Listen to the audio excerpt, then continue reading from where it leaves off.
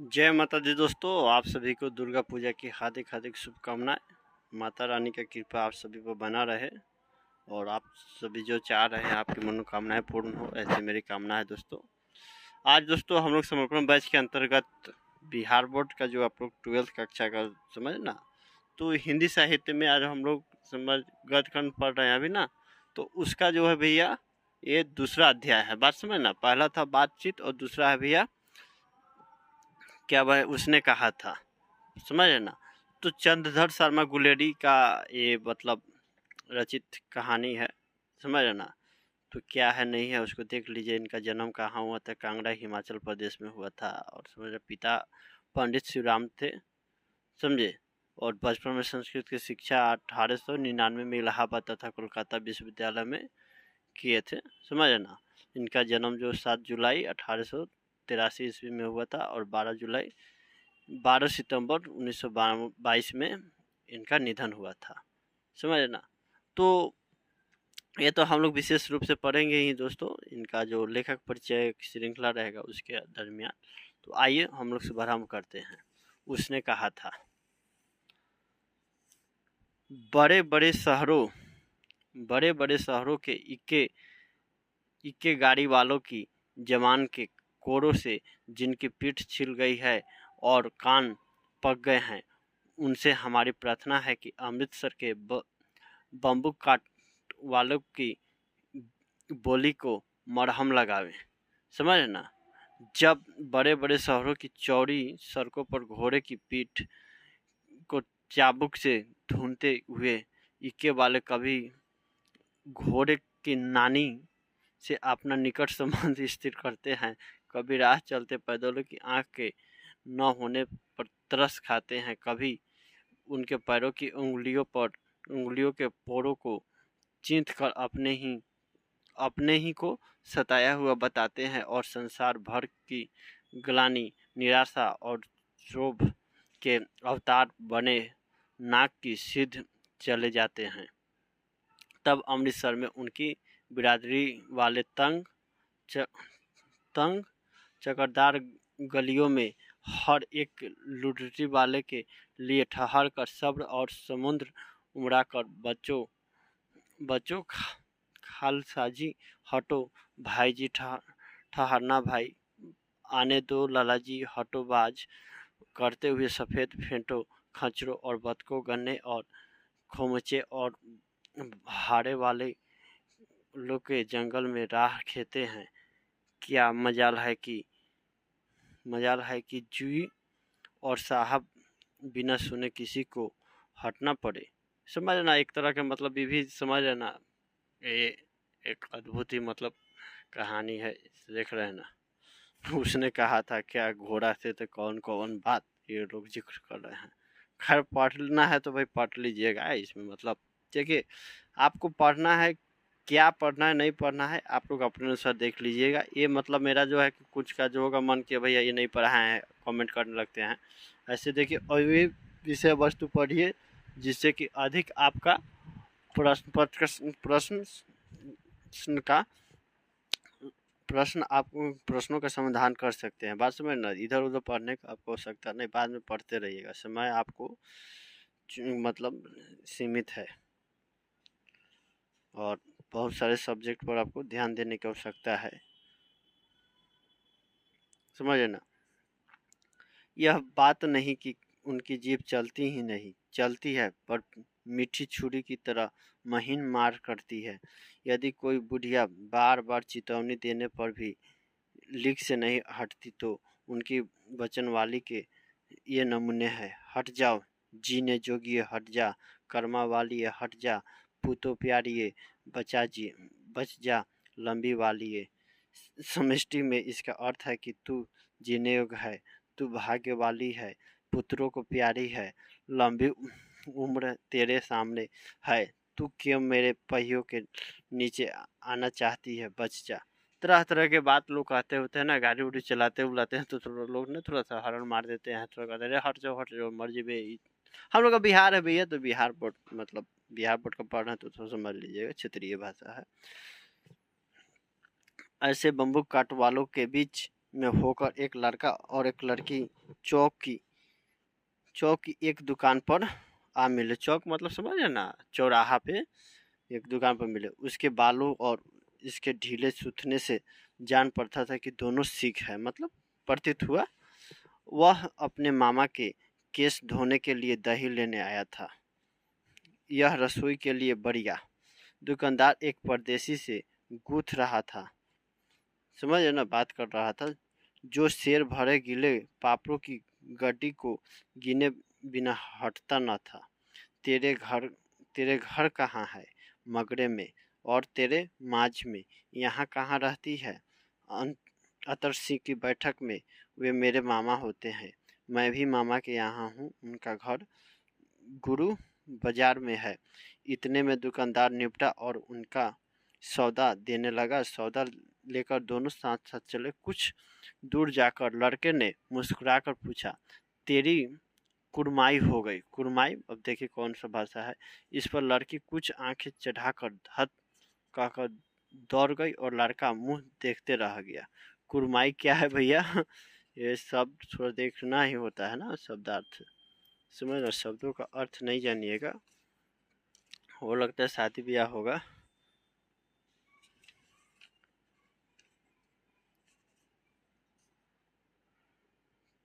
कुड़माई सगाई, समझ रहे ना, कुड़माई सगाई, समझ रहे ना, समझे। दूसरे तीसरे दिन सब्जी वाले के यहाँ, दूध वाले के यहाँ अकस्मात दोनों मिल जाते, समझ रहा, दोनों मिल ही जाते। महीना भर यही हाल रहा। 2-3 बार लड़के ने फिर पूछा, तेरी कुड़माई हो गई? और उत्तर में वही धत मिला।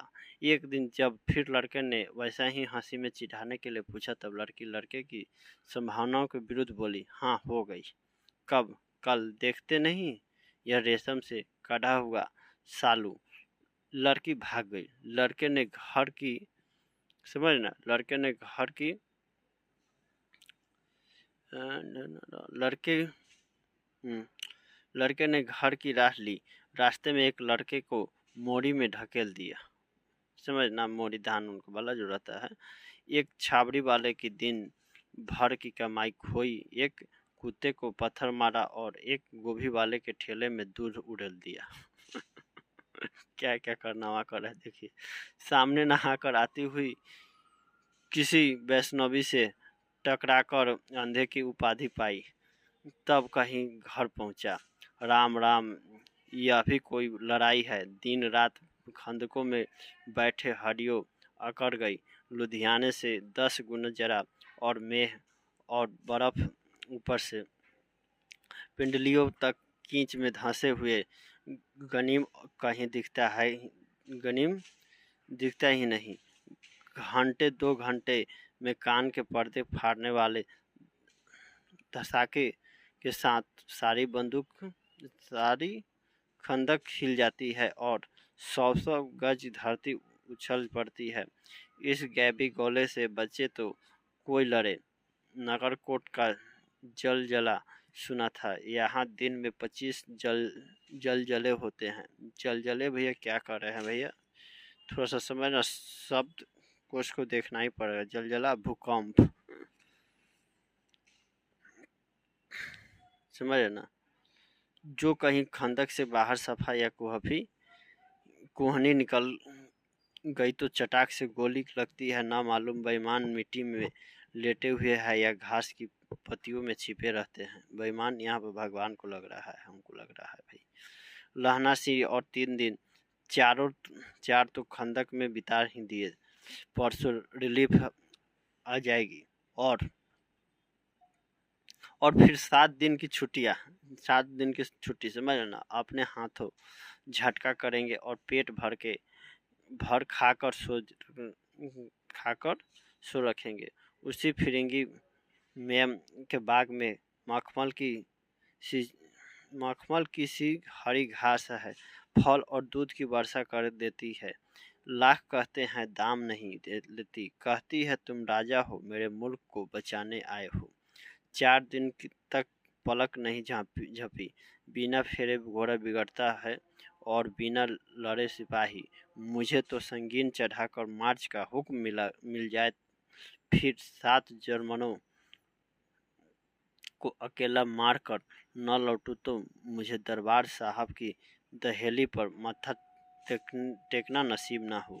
पाजी कही के कलों के घोड़े संगीन देखते ही मुंह फाड़ देते हैं और पैर पकड़ने लगते हैं या अंधेरे में 30-30 मन का गोला फेंकते हैं।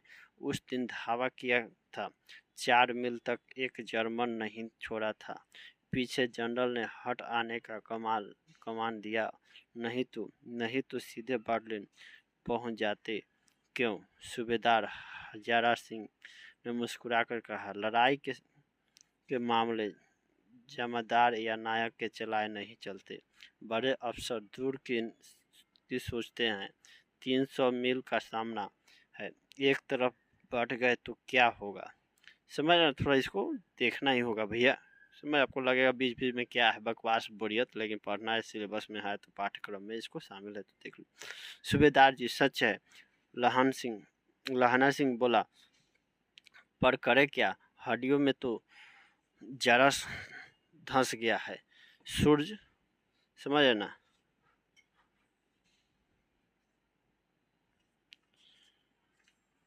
निकलता नहीं है और खाई में दोनों तरफ से चंबे की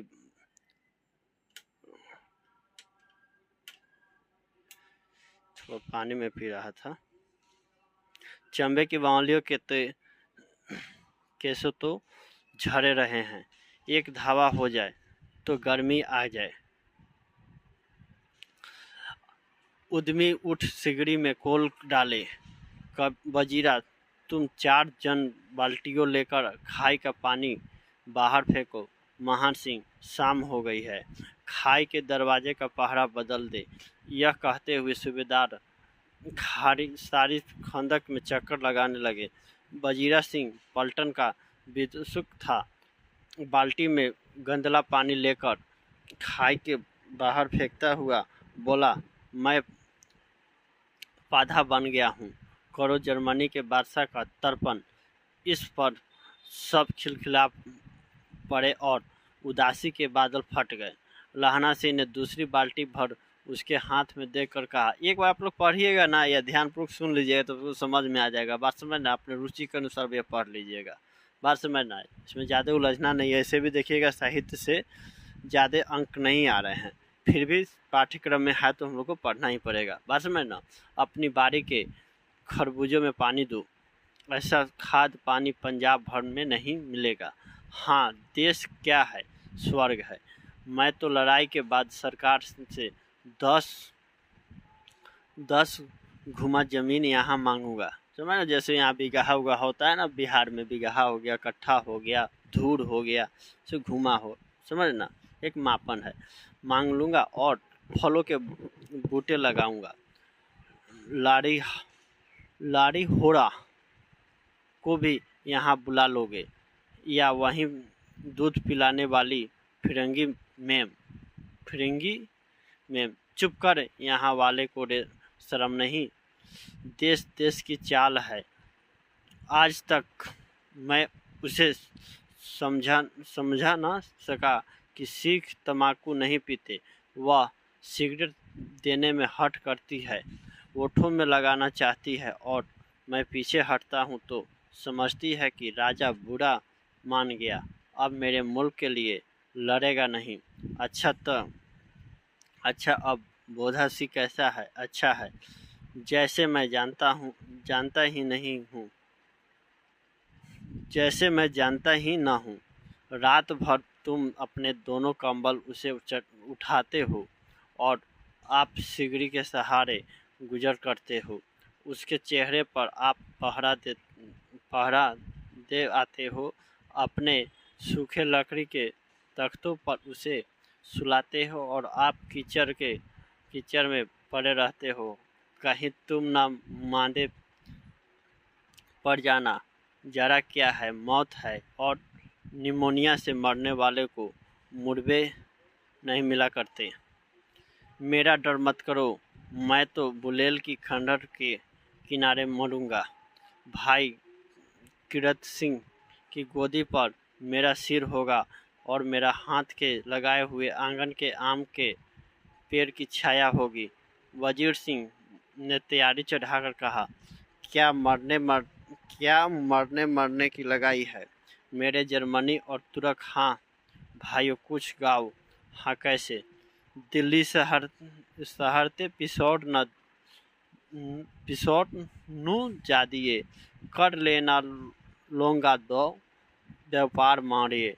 कर लेना मतलब एक लग रहा है पंजाबी गाना है। लेना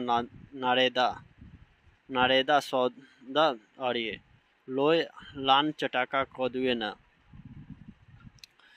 कटतु वनवाए मजेदार गोरिये हुन्ने लगा चटाका को देना। मतलब लग रहा है कि थोड़ा सा वहाँ का गाना है।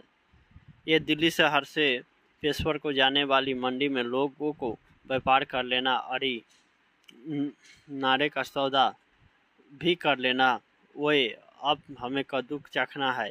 ए गोरे वरण वाली, कद्दू अत्यंत स्वादिष्ट पका है, अब हमें कद्दू चखना है। मतलब इधर का लेना वार्तालाप हो रहा है तरह का, समझना। कौन जानता था कि दाढ़ियों वाले घरवाड़ी सिख ऐसा लुच्चे का गीत गाएंगे। पर सारी खंदक गीत से गूंज उठे और सिपाही फिर ताजे हो गए, मानो 4 दिन से सोते और मौज ही कर रहे हो।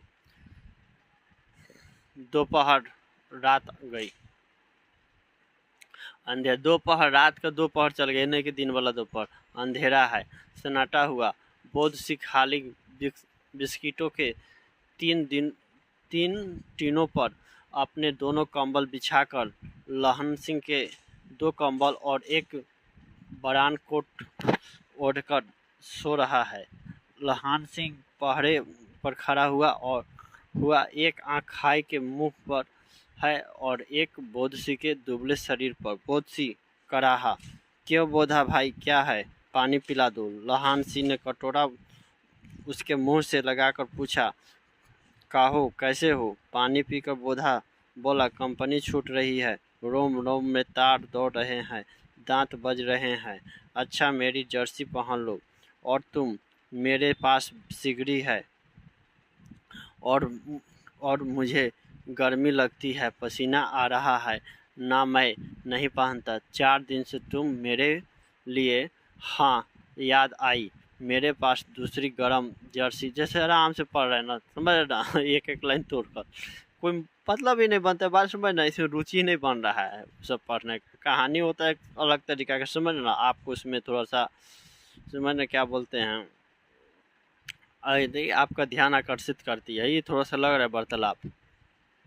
आज सवेरे ही आ गई, विलायत से मेमो बुन कर भेज रही है, गुरु उनका भला करे।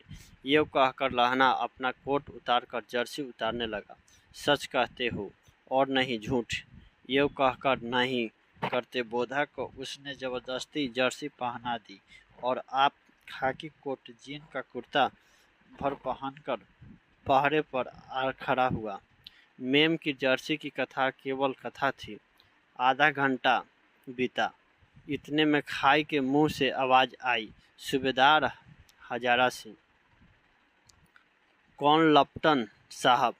हुकुम हुजूर, कहकर सूबेदार तनकर फौजी सलाम करके सामने हुआ। देखो इसी दम धावा करना होगा। मील भर की दूरी पर पूरब के कोने में एक जर्मन खाई है, समझ ना। आप लोग को पता नहीं चलता है ना। उसमें 50 से ज्यादा जर्मन है।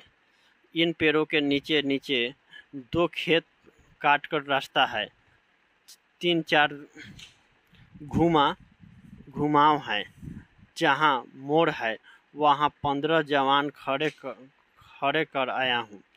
तुम यहाँ 10 आदमी छोड़कर सबको साथ ले लो, उनसे तो मिलो। खंदक छीनकर वहीं जब तक दूसरा हुक्म ना मिले डटे रहो। हम यहाँ रहेगा जो हुक्म। चुपचाप सब तैयार हो गए। बोधा भी कंबल उतारकर चलने लगा। तब लहना सिंह ने उसे रोका। लहना सिंह आगे हुआ तो बोधा के बाप सूबेदार ने उंगली से बोधा की और इशारा किया। लहना सिंह समझकर चुप हो गया। पीछे 10 आदमी कौन रहे, इस पर बड़ी इज्जत हुई। कोई रहना न चाहता था। समझा बुझाकर सूबेदार ने मार्च किया। लप्टन साहब लहना की सिगड़ी के पास मुंह फेर कर खड़े हो गए और जेब से सिगरेट निकालकर सुलगाने लगे। 10 मिनट बाद उन्होंने लहना की ओर हाथ बढ़ाकर कहा, लो तुम पियो। आंख मारते मारते लहना सी सब समझ गया। मुंह का भाव छिपाकर बोला, लाओ साहब। हाथ आगे करते ही उसने सिगड़ी के उजाले में साहब का मुंह देखा, बाल देखा, तब उसका माथा ठनका। लप्टन साहब के पटिवालों वाल एक दिन में कहा उड़ गए और उनकी जगह कैदियों के कटे हुए बाल कहाँ से आ गए। शायद साहब शराब पिए हुए हैं और उन्हें बाल कटाने का मौका मिल गया है। लहना सिंह ने जांचना चाहा। लप्टन साहब 5 वर्ष से उसकी रेजिमेंट में थे। क्यों साहब, हम लोग हिंदुस्तान कब जाएंगे? लड़ाई खत्म होने पर। मतलब वार्तालाप हो रहा है, समझ ना। क्यों, क्या यह देश पसंद नहीं? कहाँ जाने का? हिंदुस्तान की बात करने जाने का? नहीं साहब, शिकार के वे मज़े यहाँ कहाँ। याद है 8 साल नकली लड़ाई के पीछे हम आप जगाधरी जिले में शिकार करने गए थे। हाँ, वहीं जब आप खोते पर सवार थे और आपका खानसमा अब्दुल्ला रास्ते के एक मंदिर में जल चढ़ाने को रह गया था। बेशक पाजी कहीं का। सामने से वह नीलगाय निकली कि ऐसी बड़ी मैंने कभी न देखी थी। और आपकी एक गोली कंधे में लगी और पुट्ठों में निकली। ऐसे अफसर के साथ शिकार खेलने में मज़ा है। क्यों साहब, शिमले से तैयार होकर उस नीलगाय का सर आ गया था ना। आपने कहा था कि रेजिमेंट की मैस में लगाएंगे।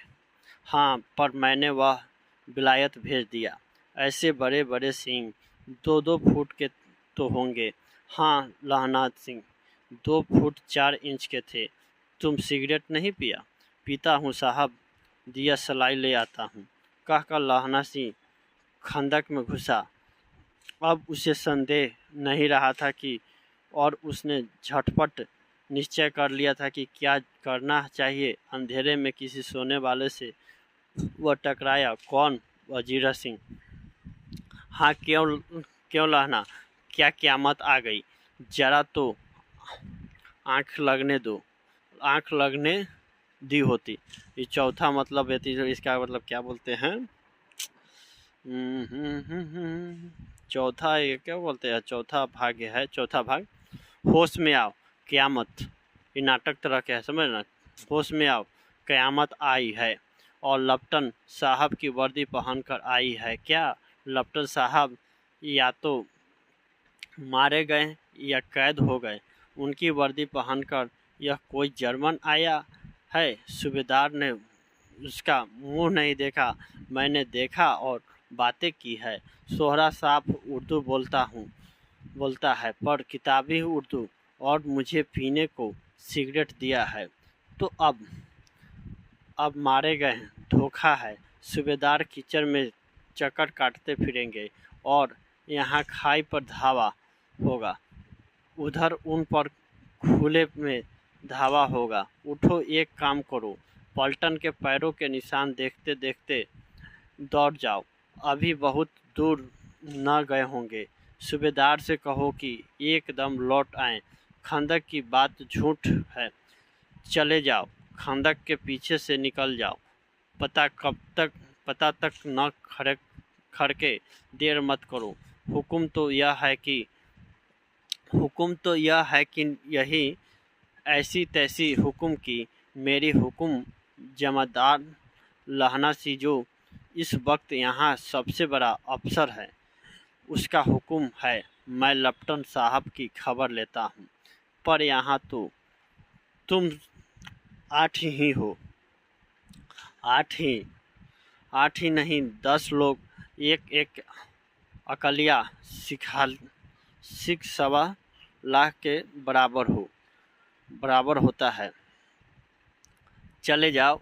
लौट कर खाई के मुहाने पर लहना सिंह दीवार से चिपक गया। उसने देखा कि लेफ्टिनेंट साहब ने जेब से बेल के बराबर 3 गोले निकाले। तीनों को जगह जगह खंदक की दीवारों में घुसेड़ दिया और तीनों में एक तार सा बांध दिया। तार के आगे सूत की एक गुत्थी थी जिसे सिगड़ी के पास रखा। बाहर की तरफ कर एक दिया सलाई जलाकर गुप्ती में रखने। बिजली की तरह दोनों हाथों से उल्टी बंदूक को उठाकर लहना सिंह ने साहब की कुहानी पर तान कर दे मारा। धमाके के साथ साहब के हाथ में दिया सलाई गिर पड़ी। लहना सिंह ने एक कुंदा साहब की गर्दन पर मारा और साहब आंख mean God, oh my God कहते हुए चित हो गए, गिर गए। लहना सिंह ने तीनों गोले बीनकर खंदक के बाहर फेंके और साहब को घसीटकर सिगड़ी के पास लिटाया। जेबों की तलाश ली। 3-4 लिफाफे और एक डायरी निकाल कर उन्हें अपनी जेब के हवाले किया। साहब की मूर्छा हटी। लहना सिंह हंसकर बोला, क्यों लेफ्टिनेंट साहब, मिजाज कैसा है? आज मैंने बहुत बातें सीखी। यह सीखा कि सिख सिगरेट पीते हैं। यह सीखा कि जगाधारी के जिले में नील गाय होती है और उनके 2 फुट 4 इंच के सींग होते हैं। यह सीख कि सुलेमान खान समा मूर्तियों पर जल चढ़ाते हैं और लेफ्टिनेंट साहब खोते पर चढ़ते हैं। पर यह तो कहो, ऐसी साफ उर्दू कहाँ से सीख आए? हमारे लेफ्टिनेंट साहब तो बिना डैम के 5 लफ्ज भी नहीं बोला करते। लहना ने पतलून की जेब की तलाश ली। तलाश नहीं ली थी, समझ रहे ना? साहब न मानो जाड़े से बचाने के लिए दोनों हाथ में जेबों में डाले। लहना से कहता है, चालाक तो बड़े हो गए, पर माझे का लहना इतने बरस लेफ्टिनेंट साहब के साथ रहा है। उसे चकमा देने पर, समझ रहे ना, उसे चकमा देने के लिए 4 आंखें चाहिए। 3 महीने हुए एक तुर्की मौलवी मेरे गांव में आया था। औरतों को बच्चे होने का ताबीज बांटता था और बच्चों को दवाई देता था। चौधरी के बरबर के नीचे मंजा बिछाकर हुक्का पीता रहता था और कहता था, जर्मनी वाले बड़े पंडित हैं। वेद पढ़ कर उसमें से विमान चलाने की विद्या जान गए हैं। गौ को नहीं मारते। हिंदुस्तान में आ जाएंगे तो गौ हत्या बंद कर देंगे। मंडी के बनियों को बहकाता था, डाक खाने से रुपया निकाल लो, सरकार का राज्य जाने वाला है। डाक बाबू पोलहुराम भी डर गया था। मैंने मुल्ला जी की दाढ़ी मुड़ दी थी और गांव से बाहर निकालकर कहा था कि मेरे गांव में अब पैर रखा तो साहब की जेब से पिस्तौल चला और लहना की जांघ में गोली लगी। इधर लहना की हेनरी मार्टिन में के 2 फायरों ने साहब की कपाल क्रिया कर दी। धड़ाका सुनकर सब दौड़ाए। बोधा चिल्लाया, क्या है? लहना सिंह ने उसे तो यह कहकर सुला दिया कि एक हड़का हुआ कुत्ता आया था। समझ रहे ना? हड़का हुआ कुत्ता मार दिया और औरों से सब हाल कह दिया। सब बंदूकें लेकर तैयार हो गए। लहना ने साफा फाड़ कर घाव की तरफ पट्टियों कसकर बांधी। घाव मांस में ही था। पट्टियों के कसने से लहू निकलना बंद हो गया। उतने में उत्तर उतने में 70 जर्मन चिल्लाकर खाई में घुस पड़े। सिखों की बंदूक की बाढ़ ने पहले घावों को रोका, दूसरे को रोका, पर यहाँ थे 8। लहना से तक तक कर मार रहा था। वह खड़ा था और लेटे हुए थे, और वे तो 70 अपने मुर्दों भाइयों के शरीर पर चढ़कर जर्मन आगे घुस आते थे। थोड़े से मिनटों में थे। अचानक आवाज़ आई, वाह गुरुजी की फतह, वाह गुरुजी का खालसा, और धड़ाधड़ बंदूकों के फायर जर्मनी के पीठ पर पड़ने लगे। इन मौके पर जर्मन दो चक्की के पांटों के बीच में आ गए। पीछे से सूबेदार हजारी सिंह के जवान आग बरसाते थे, और सामने लहना सिंह के साथियों के संगीन चल रहे थे। पास आने पर पीछे वाला ने भी संगीन पिरोना शुरू कर दिया। बात समझ ना। एक किलकारी और अकाल सिखों की, ये हम लोग चौथा अध्याय पढ़ रहे हैं ना, चौथा भाग पढ़ रहे हैं ना, इसी का उसने कहा था। और लड़ाई खत्म हो गई। 63 जर्मन या तो खेत रहे या करा रहे थे। सिखों में 15 के प्राण गए। सूबेदार के दाहिने कंधों में से गोली आर पार निकल गई। लहना सिंह की पसली में एक गोली लगी। उसने घाव को खंदक की गीली मिट्टी पर पूर लिया, और बाकी का सफा रखा। समझ ना, सफा कस कर रखा नहीं, सफा कस कर कमर बंद की तरह लपेट लिया। किसी को खबर ना हुआ कि लहना के दूसरा भारी घाव लगा है। लड़ाई के समय चांद निकल आया था, ऐसा चांद जिसके प्रकाश से संस्कृत कवियों का दिया हुआ छई नाम सार्थक होता है। और हवा ऐसी चल रही थी जैसे कि वान भट्ट की भाषा में दंत विनोपदोषाचार्य ऐसा शब्द है ना, हमको भी पढ़ने में दिक्कत होता है, भैया हम क्या ही करें। वजीरा सिंह कह रहा था कि कैसे मन भर फ्रांस की भूमि मेरे बुट्टों से चिपक रही थी जब मैं दौड़ा सूबेदार के पीछे गया था। सूबेदार लहना सिंह से सारा हाल सुना और कागजात पाकर उसकी तुरंत बुद्धि को सराह रहे थे, और कह रहे थे कि तू ना होता तो आज सब मारे जाते। इस लड़ाई की आवाज़ 3 मील दाहिने की ओर खाई वाले ने सुन ली थी।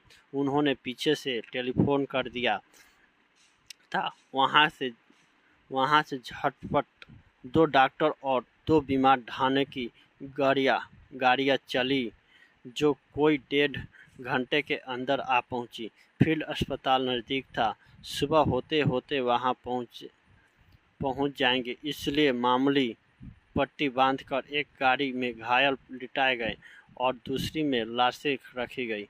सूबेदार ने लहना सिंह की जांघ में पट्टी बांधवाना चाहिए, पर उसने यह कहकर टाल दिया कि थोड़ा घाव है, सवेरे देखा जाएगा। बोधा सिंह जबर में बड़ा रहा था। वह गाड़ी में लिटाया गया। लहना को छोड़कर सूबेदार जाते नहीं थे। यह देखा लहना ने कहा, तुम्हें बोधा की कसम है और सूबेदारनी की सौगंध है, जो इसे गाड़ी में न चले जाओ, और तुम मेरे लिए वहां पहुंचकर गाड़ी भेज देना, और जर्मन मुर्दों के लिए भी तो गाड़ियों आती होगी। मेरा हाल बुरा नहीं देखते नहीं, मैं खड़ा हूँ। वजीरा सिंह मेरे पास ही है। अच्छा पर सर नहीं। बोधा गाड़ी पर लेट गया। भला आप भी चढ़ जाओ। सुनिए तो सूबेदारनी, होरों की चिट्ठी लिखो तो मेरा मत्था टेकना लिख देना, और जब घर जाओ तो कह देना कि मुझसे जो उन्होंने कहा था वह मैंने कर दिया। गाड़ियाँ चल पड़ी थी। सूबेदार ने चढ़ते चढ़ते लहना का हाथ पकड़कर कहा, तूने मेरे और बोधा के प्राण बचाए हैं। लिखना कैसा, साथ ही घर चलेंगे। अपनी सूबेदारनी को तो तू ही कह देना। उसने कहा, क्या कहा था? अब आप गाड़ी पर चढ़ जाओ। मैंने जो कहा वह लिख देना और कह भी देना। गाड़ी के जाते ही लहना लेट गया। वजीरा, पानी पिला दे और मेरा कमर बंद खोल दे। तर हो रहा है। मृत्यु के कुछ समय पहले, 5वां भाग है, समझ ना। मृत्यु के कुछ समय पहले स्मृति बहुत साफ हो जाती है। जन्म भर की घटनाएं एक एक करके सामने आती है। सारे दृश्य एक रंग साफ होते हैं। समय की धुंध बिल्कुल उन पर से हट जाती है। लहना सिंह 12 वर्ष का है। 12 वर्ष की है जब की बात कर रहा। अमृतसर में मामा के यहाँ आया हुआ। दही वाले के यहाँ, सब्जी वाले के यहाँ, हर कहीं उसे एक 8 वर्ष की लड़की मिल जाती है। जब वह पूछता है, जब उस समय मतलब बाल विवाह होता था, उस समय की बात कहा जा रहा है। जब वह पूछता है तेरी कुर्माई हो गई, तब धत कहकर वह भाग जाती है। एक दिन उसने ऐसे ही वैसे ही पूछा तो उसने कहा, हाँ कल हो गई। देखते नहीं, यह रेशम के फूलों वाली सालू। सुनते ही लहना सिंह को दुख हुआ, क्रोध हुआ। क्यों हुआ, समझ है ना। वजीरा सिंह, पानी पिला दे। 25 वर्ष बीत गए। अब लहना सिंह नंबर 77 राइफल्स में जमादार हो गया है। उस 8 वर्ष की कन्या की ध्यान ही न रहा। न मालूम वह कभी मिली थी या नहीं। 7 दिन की छुट्टी लेकर जमीन के मुकदमे की पैरवी करने वह अपने घर गया। वहाँ रेजिमेंट के अफसर की चिट्ठी मिली कि फौज लाम पड़ जाती है, फौरन चले जाओ। साथ ही सूबेदार हजारी सिंह की चिट्ठी मिली कि मैं और बोधा सिंह भी लाम पड़ जाते हैं। लाम मतलब भैया क्या है, इसको थोड़ा सा एक बार देखना ही पड़ेगा। कुछ ऐसा जो ना शब्द है ना, उर्दू शब्द है, उनका थोड़ा सा लाम लाम लाम लाम को यहाँ पर जिक्र नहीं किया गया, थोड़ा इसको देख लीजिएगा, समझना। लौटते समय घर होते जाना, साथ चलेंगे। सूबेदार की गांव रास्ते में पड़ता था और सूबेदार उसे बहुत चाहता था। लहना सिंह सूबेदार के यहाँ पहुँचा। जब चलने लगे तब सूबेदार बेड़े में से निकल कर आया। बोला, कहना लहना। सूबेदार ने, तुमको जानती है, बुलाती है, जा मिला। लहना सिंह भीतर पहुंचा। सूबेदार ने, मुझे जानती है, कब से? रेजिमेंट के क्वार्टरों में तो कभी सूबेदार के घर के लोग रहे नहीं। दरवाजे पर जाकर माथा टेकना कहाँ असीम सुनी। आशीष सुनी। लहना से, चुप, मुझे पहचाना नहीं। तेरी कुर्माई हो गई, धत कल हो गई। देखते नहीं, रेशमी बूट वालों सालू अमृतसर में भावों की टकराहट से मूर्छा खुली, करवट बदली, पसली का घाव बह निकला। वजीरा, पानी पिला। उसने कहा था, स्वप्न चला रहा। सूबेदारनी कह रही है, मैंने तेरे को आते ही पहचान लिया। एक काम कहती हूँ, मेरे तो भाग फूट गए। सरकार ने बहादुरी का खिताब दिया है। लायलपुर में जमीन दी है। आज नमक